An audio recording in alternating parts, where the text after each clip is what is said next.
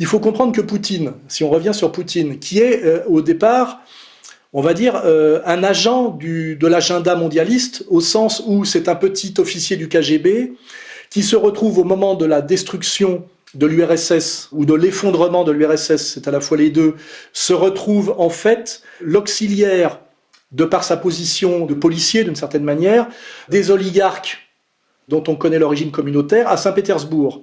Et à un moment donné, j'ai déjà expliqué comment il est arrivé au pouvoir, on ne va pas y revenir là maintenant, il s'est retrouvé proposé par Eltsine pour garantir, sécuriser le pouvoir des oligarques russes qui avaient pillé les richesses de la Russie à la faveur de l'effondrement de l'URSS.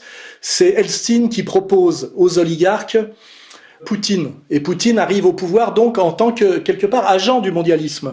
Et puis, le miracle, c'est un miracle pour nous, ça l'est pas pour les oligarques, on a cette fameuse réunion et il envoie Khodorkovsky qui lui fait remarquer que c'est eux le pouvoir et pas lui, il l'envoie au goulag. Poutine, visiblement en colère, s'en prend à l'empire pétrolier de Khodorkovsky, la compagnie Yukos. Надо отдать должное руководству компании ЮКОС. Так?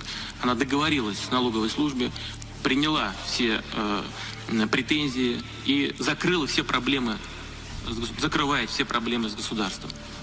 Но как-то эти проблемы возникли.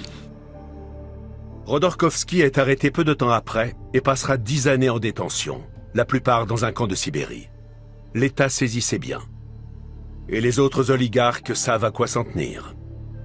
Et c'est ça la grande bascule. C'est la première bascule, c'est celle-là. C'est Poutine est traître à l'oligarchie mondiale une première fois. La deuxième fois où il est traître à l'oligarchie mondiale, c'est sur l'affaire syrienne. Parce que là, en volant au secours de la Syrie d'Assad et aussi en aidant l'Iran, il empêche le projet du Grand Israël. Il bloque le projet du Grand Israël. Hein. Donc il a deux fois porter atteinte à l'agenda, je dirais, mondialiste et vétérotestamentaire. Et là, sur l'Ukraine, c'est la troisième fois. Je dirais, c'est forcément la fois de trop. Et c'est comme ça qu'on peut répondre à la question qui est, je dirais, la contradiction maximale et qui démontre le mensonge du discours officiel occidental qui s'appuie d'ailleurs sur une petite ruse de vocabulaire de Poutine. Et cette phrase, je vais la sortir maintenant parce qu'elle est à mettre au frontispice. Pourquoi tous ces juifs veulent-ils empêcher Poutine de dénazifier l'Ukraine ?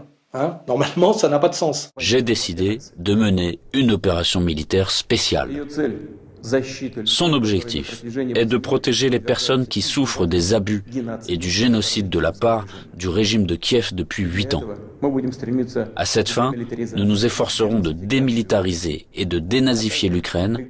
Ah mais moi je crois qu'il n'y a rien à négocier. Je crois qu'avec Poutine, dans cette affaire-là, il n'y a rien à négocier, il n'y a rien à céder. Poutine ira aussi loin qu'on lui permet d'aller. Et que si on ne lui afflige pas un coup majeur, mais vraiment majeur, en Ukraine, si on ne l'arrête pas en Ukraine, eh bien, nous ne vivrons plus dans un continent en paix.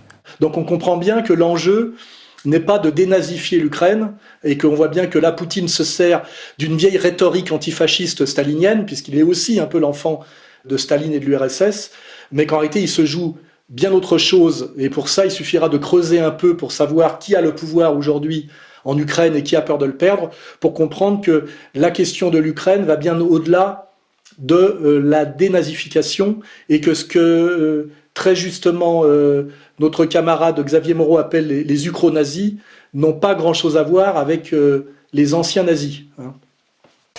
For the rest of us that aren't Ukrainians, I think the world, quite frankly, Kira, is surprised by the will of the Ukrainian people to stand up and fight.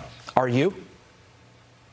Well, I'm not surprised. We have been fighting Putin for the last 8 years, and we had 3 revolutions in our country when we did not agree with what was going on with the direction of where we're moving in. But right now, it's a critical time because we know that we not only fight for Ukraine, we fight for this new world order for the democratic countries.